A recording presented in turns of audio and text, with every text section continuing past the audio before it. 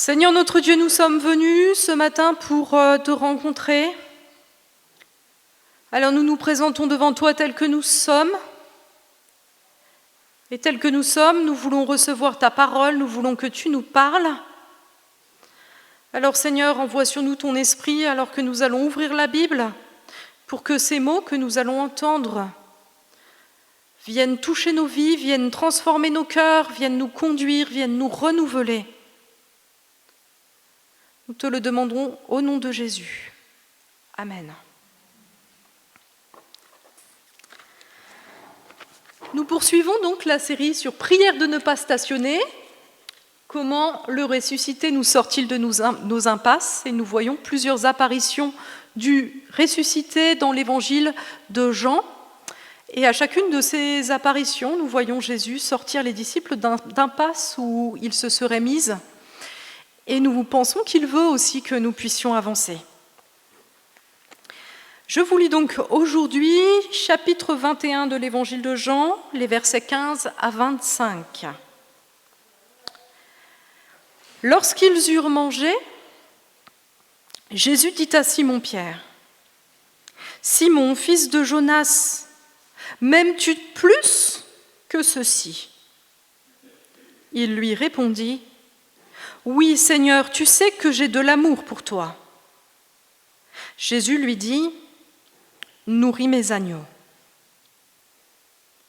Il lui dit une deuxième fois, « Simon, fils de Jonas, m'aimes-tu » Pierre lui répondit, « Oui, Seigneur, tu sais que j'ai de l'amour pour toi. » Jésus lui dit, « Prends soin de mes brebis. » Il lui dit la troisième fois, « Simon, fils de Jonas, as-tu de l'amour pour moi » Pierre fut attristé de ce qu'il avait dit la troisième fois, « As-tu de l'amour pour moi » Et il lui répondit, « Seigneur, tu sais tout. Tu sais que j'ai de l'amour pour toi. » Jésus lui dit, « Nourris mes brebis.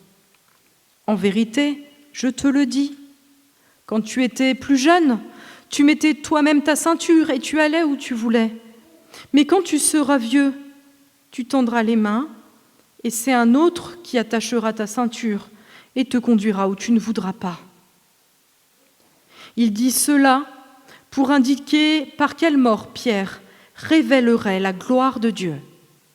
Puis il lui dit, « Suis-moi. »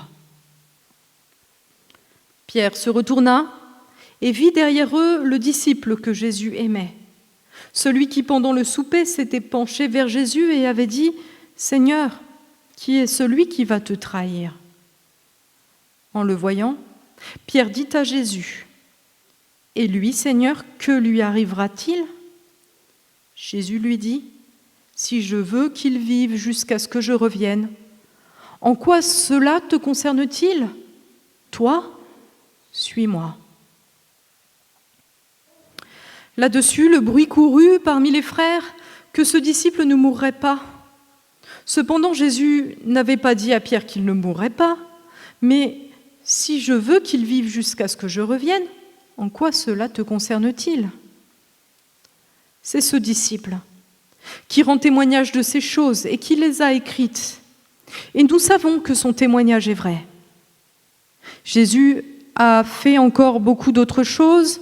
Si on les écrivait en détail, je ne pense pas que le monde entier pourrait contenir les livres qu'on écrirait. Alors je me souviens de deux conversations que j'ai eues adolescentes avec deux de mes meilleurs amis. Nous parlions de notre vie idéale. Et l'une d'elles me racontait, je m'en souviens encore, que sa vie idéale, elle la voyait, elle se voyait plus tard, à 30 ans, à 40 ans, avec un mari, des enfants, un chien, une maison, et elle voyait le chien qui l'accueillait à l'entrée de la maison, au portail. Et elle imaginait vivre dans le sud, là où il y a du soleil. Et une de mes autres amies avait un rêve plutôt par rapport à elle-même, et elle disait, moi je rêve d'être un médecin, d'être un bon médecin.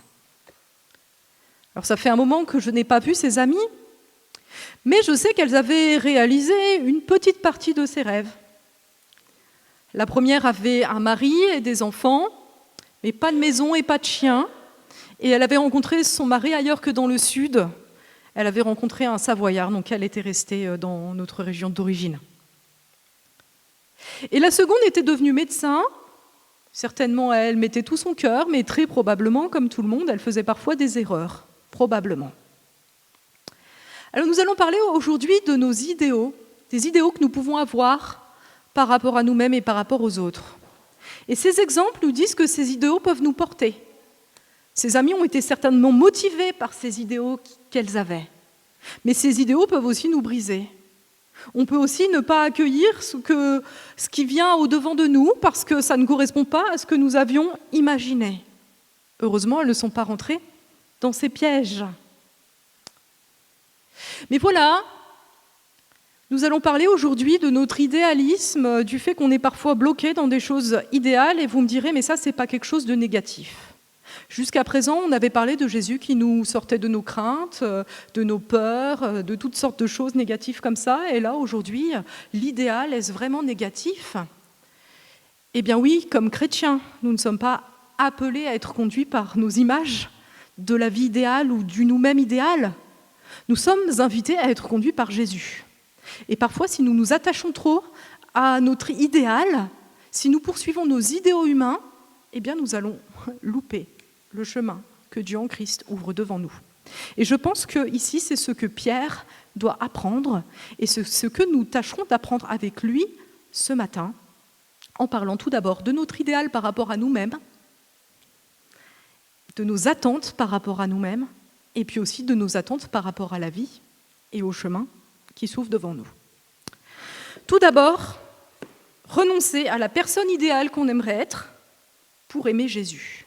Ce sera ma première partie, et nous nous focaliserons sur la première partie du texte, ce dialogue entre Pierre et Jésus autour de la question de l'amour. Donc Pierre était un disciple zélé, vous savez. Il voulait être un bon disciple, je pense. Il voulait être un super disciple. Et c'est pour ça que quand Jésus a dit que ses amis, ses disciples allaient le quitter juste avant la croix, qu'ils n'allaient pas le suivre jusqu'au bout, Pierre a dit « Non, moi jamais. Moi, t'inquiète, je resterai avec toi jusqu'au bout. » Mais voilà que cet idéal de lui-même s'est brisé parce que, à quelques heures de la mort de Jésus, Pierre a renié. On a demandé à Pierre « Est-ce que tu es bien l'ami de ce Jésus ?» Et lui, il a dit non. Il voulait éviter les ennuis. Et voilà la grande tristesse de Pierre, ce reniement de Jésus, qui doit certainement le rendre honteux devant Jésus, devant les autres, devant lui-même. Pierre est brisé.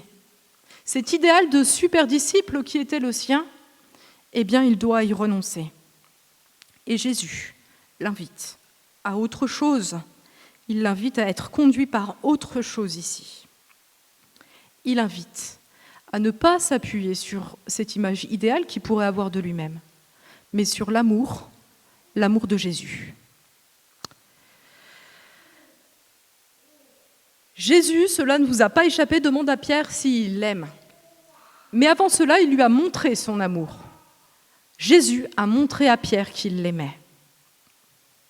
Tout d'abord, il lui est apparu ressuscité. Et la résurrection, en fait, pour Pierre comme pour nous aujourd'hui, elle nous dit le pardon de Dieu. Parce qu'à la croix, Jésus nous a pardonné nos péchés et Jésus est ressuscité. Et maintenant, nous sommes de nouveau en relation avec lui. Et avec lui, nous sommes de nouveau en relation avec le Père. La résurrection de Jésus nous dit sa victoire sur le péché et elle nous dit le pardon de Dieu. Et Pierre a vu Jésus ressuscité. Il sait cela. Il sait que Jésus ne l'a pas rejeté et qu'il lui offre une relation nouvelle. Mais il n'y a pas que ça. Parce qu'on peut savoir que Dieu nous aime en théorie, qu'il nous a pardonné. Il est bon aussi de ressentir cet amour personnellement dans notre vie personnelle. Et là, que fait Jésus ? Eh bien, il marche avec lui, certainement au bord du lac, sur la plage. Il prend du temps avec lui, il prend le temps de dialoguer avec lui. Il prend ce que Gary Chapman, dans Les langages de l'amour, appellerait du temps de qualité. Il manifeste son amour à Pierre. Voilà, il est là pour lui. il veut passer du temps avec lui. Et puis enfin, ce qui manifeste l'amour de Jésus pour Pierre aussi, et qui doit vraiment le réconforter de tout son cœur, c'est qu'il lui donne une mission. Il ne lui dit pas « tu es nul, je veux plus de toi ». Il lui donne une mission, et une mission à faire avec lui parce qu'il lui confie ses brebis. Il va paître ses brebis, les brebis de Jésus. Il va travailler avec Jésus comme berger des brebis. Alors Pierre est assuré de cet amour malgré son reniement, et cela lui permet de lâcher cet idéal de lui-même qu'il avait et d'aimer Jésus en retour. C'est ce que Jésus demande, en fait, à Pierre. Et c'est un peu comme si, tant qu'il était attaché à son idéal, il ne pouvait pas accueillir l'amour de Jésus. Mais là, il accueille simplement l'amour de Jésus pour lui. Et alors, il peut aimer vraiment Jésus en retour. On le voit à 3 choses ici. D'abord, Jésus lui dit, en fait, Jésus lui demande au tout début, « M'aimes-tu plus que ceci ?» C'est un peu un test. Il demande à Pierre, « Est-ce que toi tu m'aimes plus que les autres ?» Et Pierre ne dit pas, « Oui, moi je suis celui qui t'aime le plus », comme il avait dit, « Oui, peut-être les autres vont te renier, mais pas moi. » Pierre, il dit simplement, « Moi je t'aime. » Il ne cherche plus à se comparer aux autres. Il est sorti de cela, il n'a pas besoin d'être le meilleur. Juste, il aime Jésus. Jésus l'aime. Et c'est tout ce qui compte.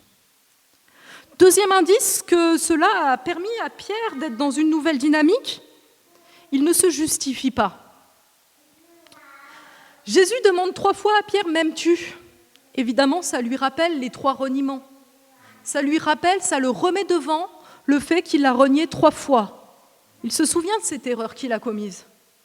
Mais il ne va pas se justifier en disant « Oui, mais c'est parce que j'étais un peu fatigué. Oui, mais c'est parce que personne n'était là pour m'aider. Oui, mais tu sais, en fait, je t'aime plus que les autres, même si je t'ai renié. » Il ne cherche pas à se justifier.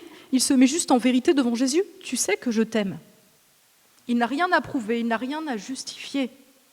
Il se met en vérité. Et puis, 3e chose qui montre qu'il a laissé cet idéal par rapport à lui-même grâce à Jésus, et à cet instant même où il discute, c'est qu'il accepte la mission. Une mission un peu floue, paître les brebis. Et s'il n'avait pas laissé cet idéal, certainement il aurait fui, parce que le problème c'est quand on veut être une personne idéale, on a peur, parce qu'il y a peut-être des missions qui nous dépassent, et on va éviter de les faire parce que ça risque de nous mettre en échec. Mais là il est en confiance, il accepte. Il fait confiance à Jésus et il accepte cette mission alors qu'il aurait pu la fuir. Et nous sommes comme Pierre en fait. Souvent nous sommes attachés à un idéal de nous-mêmes qui nous empêche d'avancer. Et ça on le voit quand justement on se compare. On pense qu'il faut qu'on soit meilleur que les autres. Et quand les autres paraissent moins bons que nous, on est plutôt apaisé, content, et quand les autres paraissent meilleurs que nous, on est frustré. Ça vient simplement du fait qu'on pense qu'on doit être une personne idéale et qu'on ne supporte pas d'être simplement ce qu'on est. Autre moment où on ressent ça, moi ça m'arrive quand je fais une erreur, j'essaye de me justifier. J'invente des trucs. Au lieu de dire « Ah, j'ai fait une erreur », je me trouve des excuses, comme j'ai dit tout à l'heure. J'étais fatiguée, j'ai mal compris, voilà. On n'arrive pas à être en vérité devant Dieu et devant les autres. On s'invente quelque chose, parce que l'image que nous renvoie notre erreur de nous-mêmes, elle ne nous plaît pas. Et puis, la fuite, revenons à cela, toutes ces choses que peut-être on n'ose pas faire. On ne veut pas se mettre en difficulté par rapport à nous-mêmes. On ne veut pas être dans l'échec, on ne veut pas paraître quelqu'un de nul. Et donc, on va éviter de faire certaines choses qui nous paraissent compliquées. On va rester dans notre zone de confort. Celle qui nous permet de donner une bonne image à nous-mêmes, aux autres, au monde, à Dieu. Voilà. Alors, frères et sœurs, le but de notre vie, puissions-nous l'entendre, ce n'est pas d'être une super personne. Le but de notre vie, c'est d'aimer Jésus, en fait. C'est ça. Le but de notre vie, tout simplement. Et si nous pouvons l'aimer, la bonne nouvelle, c'est parce qu'il nous a aimés en premier. Et c'est quand nous saisissons cet amour que nous pouvons, comme Pierre, être en vérité devant lui, tels que nous sommes. Deuxième partie. Pierre est invité à renoncer à sa vie idéale pour révéler la gloire de Christ. Pas facile, hein ? Pierre a suivi Jésus, ça paraissait un peu fou, Jésus l'a appelé, il a laissé sa pêche, il est allé suivre Jésus, il a été disciple. Qu'est-ce qu'il s'imaginait ? On ne sait pas trop, mais certainement au début de sa mission, il devait être plutôt enthousiaste. Bien sûr, ce n'était pas une vie normale, ce n'était pas une vie comme tout le monde, mais il y avait de l'aventure, il y avait la présence de Jésus, il y avait la nouveauté, il y avait plein d'espérance. Certainement, il pensait que Jésus allait être un Messie glorieux, qu'il allait voir de grandes choses. Et il a vu des grandes choses. Mais il a vu aussi des choses difficiles. Il a vu que Jésus était rejeté, il a vu que les disciples n'étaient pas tout le temps bien accueillis, et puis surtout, il a vu que Jésus devait mourir avant de ressusciter. Et on voit bien dans les évangiles que les disciples étaient dans le déni jusqu'au bout. Jésus leur avait dit « je vais mourir et ressusciter », mais eux, ils n'arrivaient pas à le croire parce que ça ne correspondait pas à ce qu'ils voulaient. Résultat, quand Pierre s'est retrouvé à devoir dire que Jésus était son ami alors que Jésus était arrêté, eh bien, il n'était pas prêt et il a renié Jésus. Ce n'était pas ça qu'il voulait, ce n'était pas ce à quoi il s'attendait.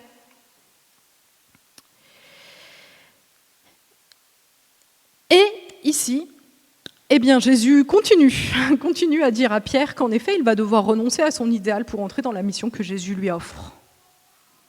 Cette mission ne correspondait pas du tout à ce que Pierre imaginait. Tout d'abord, il lui dit que sa vie, en gros, il lui dit que sa vie va être compliquée, que ça va être de pire en pire. Alors souvent, dans la vie quand même, on s'imagine, peut-être moins aujourd'hui, parce qu'aujourd'hui la vieillesse est un peu connotée négativement. Mais à l'époque, être âgé, comme dans quelques pays encore aujourd'hui, c'est une belle chose. On est quelqu'un de respecté, quelqu'un de sage. Et aujourd'hui encore, même si être âgé, c'est pas forcément très valorisé dans notre société, on espère qu'à la fin de notre vie, on pourra profiter de tout ce qu'on a récolté. On espère qu'on pourra continuer à se rassasier de jour, entouré de notre famille, qu'il y aura une espèce d'accomplissement en fait à la fin. Et bien là, ce ne sera pas le cas pour Pierre. Il nous dit, avant tu étais libre, à la fin de ta vie, tu seras plus libre, tu feras plus ce que tu veux.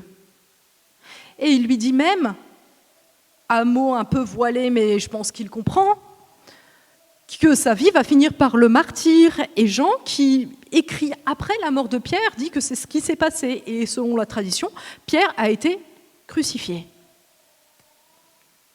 Alors voilà, pour rentrer dans cette mission, Pierre doit laisser tomber cet idéal de vie qu'on a tous, qui est au fond de nous, et qui était aussi au fond de lui, même si lui a choisi ce chemin de disciple. Et puis, il y a autre chose, peut-être un autre idéal qui est un petit peu moins facile à percevoir, je pense, c'est qu'il doit laisser tomber l'idéal qui est au fond de nous d'une certaine justice. Il lui dit, qu'est-ce qui va arriver à ce Pierre, à ce Jean ? Voilà. Dans notre tête, le monde doit être régi par certaines règles et les choses doivent être justes. Vous voyez, par exemple, quand on nous dit quelqu'un meurt du cancer du poumon, on se demande est-ce qu'il a fumé ? S'il a fumé, on se dit c'est normal. S'il n'a pas fumé, on dit c'est pas juste. Eh bien là, Pierre comprend que Jésus l'aime, il sait qu'il aime Jean, et il dit si moi je vais mourir martyr, lui, est-ce qu'il va aussi mourir martyr ? C'est un petit peu ces idéaux humains de justice qu'on a tous.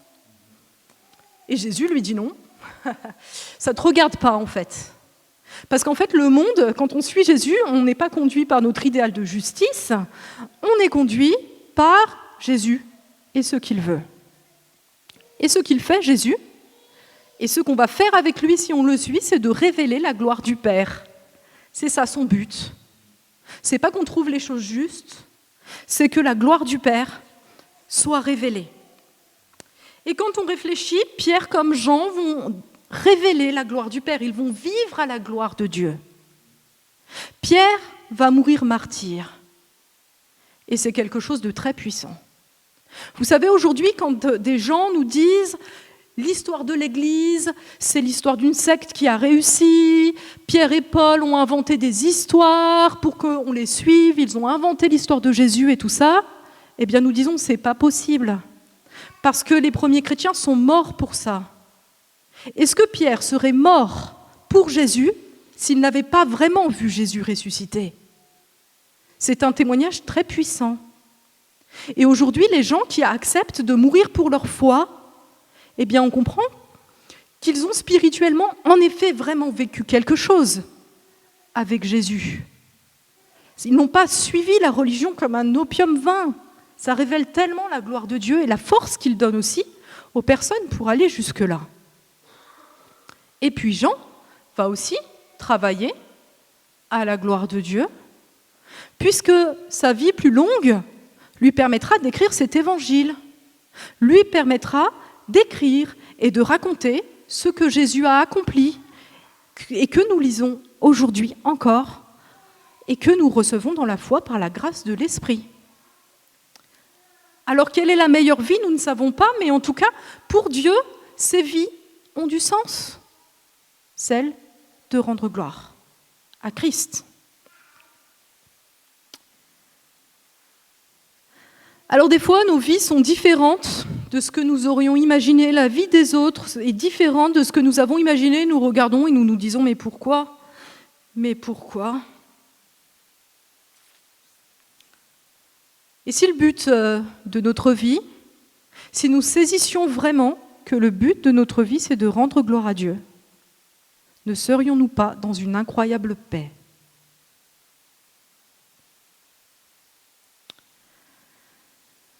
La différence des idéaux, on la vit souvent dans les conflits au niveau humain. L'un a un idéal, l'autre a un autre idéal de la vie, et puis alors on se dispute pour que notre idéal soit vainqueur. Et si notre but c'était de rendre gloire à Dieu, eh bien peut-être que parfois nous laisserions tomber. Peut-être que parfois, au lieu de nous dire « Comment est-ce que je peux avoir raison ?», nous demanderions « Comment je peux rendre gloire à Dieu maintenant ?»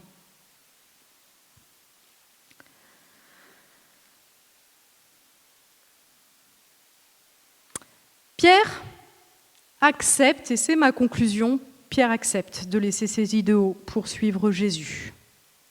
Il va vivre des aventures incroyables, l'Esprit va arriver, il va prêcher avec puissance, il va voir des gens se convertir, il va voir des miracles, il va aussi voir des choses plus compliquées, il va voir des conflits, il va faire des erreurs. Mais Pierre va accepter cet appel qui est donné 2 fois ici. Suis-moi, toi, suis-moi.